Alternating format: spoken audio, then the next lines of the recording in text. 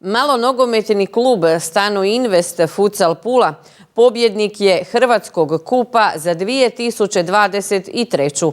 Nakon prošlogodišnjeg osvajanja Superkupa, ovo je još jedan vrijedan trofej koji će obogatiti vitrine kluba i klubu dati poticaj za nove uspjehe. U finalu su pulski zeleno-žuti svladali momčad Šibenika 1983 s uvjerljivih 5-2. Strijelci za Puljane bili su Di Fonzo, Mataja, Vukmir i Osredkar, koji je bio dvostruki strijelac. Klub je dobio veliki prijelazni pehar i nešto manji trajno vlasništvo, a nakon osvajanja titule pred 500-tinjak posjetitelja krenula je i klubska pjesma Noći Istarske. Odlično je bilo na samom turniru, odigrali smo 3 utakmice, četvrtfinale odigrali sa Crnicom prvi dan, pobjedili 3-0, pokazali da smo se vratili, da nas 2 poraza u prvenstvu nisu poljuljala. Nakon toga Ždrijeb nas je u polufinalu nanio na Murter, pobjeda 6-3 i u finalu 5-2 uvjerljivi stvarno protiv Šibenika. Tako da mislim da smo pokazali da smo oni stari, da smo u vrhunskoj formi i napunili se samopouzdanjem pred kraj prvenstva i evo, koristim priliku da čestitam i svojim igračima, stručnom stožeru, svojim kolegama u klubu na ogromnom radu. Nekako evo, 6 godina je došlo, polako dolazi na naplatu. Lani je Stano Invest Futsal Pula osvojio Superkup, drugo mjesto u prvenstvu Hrvatske, a povijesni uspjeh bio ulazak u Ligu prvaka među top 16 malonogometnih ekipa Europe i plasman na 9. mjesto europskog kontinenta. U svojim redovima imaju i nekoliko državnih reprezentativaca.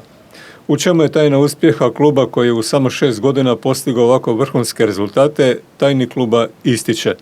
Tajna je ponajviše u nekoj svojoj viziji, u činjenici da smo prošle godine dobili vrhunskog sponzora, a to je tvrtka Stano Invest koja je stala uz nas i kad imate stabilno financiranje, neku viziju kako ćete razvijati i najosnovnije od svega baza domaći dečki igrači koji imaju tu neku posebnu energiju igre za taj klub.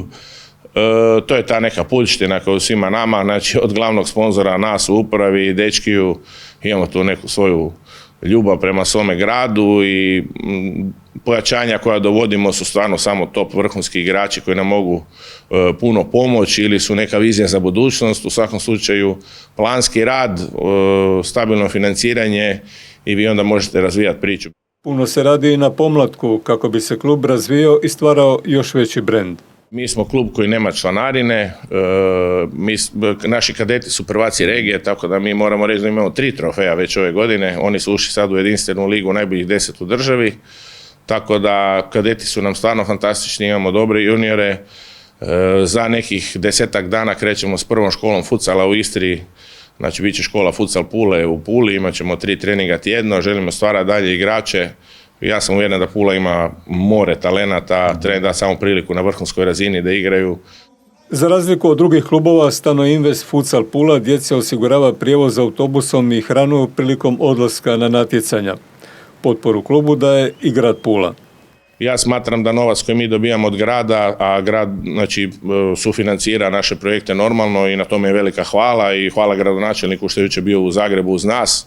To nam je puno značilo, znači da neko gleda, vidi šta radimo. Stoga još jednom stvarno javno hvala gospodinu Zoričiću što je potegao do Zagreba, bio s nama na tribinama, navijao. S druge strane, grad osigurava i termine u dvoranama, tako da mi imamo uvjete za rad. Mislim da je to dovoljno što su građani grada Pule kroz porez dali za ovaj grad i ne mislim da su članarine nužne. Trebamo otvoriti što većem broju djece priliku da se bavi sportom. I u drugim sportovima, kao što su košarka, rukomet, odbojka, potpora klubovima trebaju biti uspješni gospodarstvenici, ističe Mihovilović.